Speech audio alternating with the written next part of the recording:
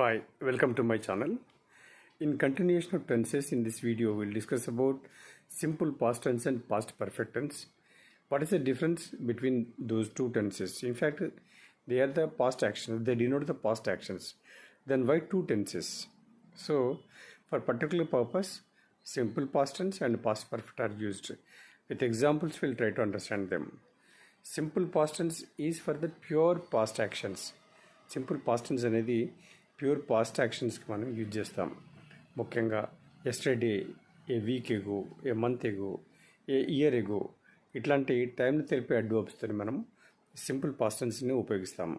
As an example if you take example చూస్తే I came yesterday అనాలి, కానీ I had come yesterday అని అనకూడదు. ఎస్టర్డే అని యూజ్ చేసాం కాబట్టి I came yesterday. I completed my work A month back and I met her A year ago. So ఇట్లా మనం సింపుల్ పాస్ట్ టెన్స్ని ఉపయోగిస్తాం. పాస్ట్ పర్ఫెక్ట్ వచ్చేసి కొన్ని ప్రత్యేకమైన అడ్వర్బ్స్తో మనం పాస్ట్ పర్ఫెక్ట్ యూజ్ చేయాలి.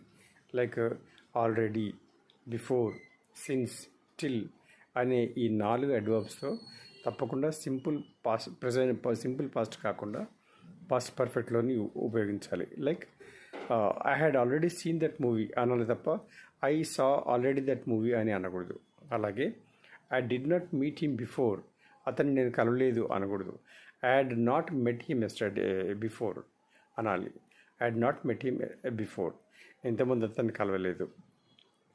ఈ had not return to my house till today, till. Then she had not attended the meeting since she was sick.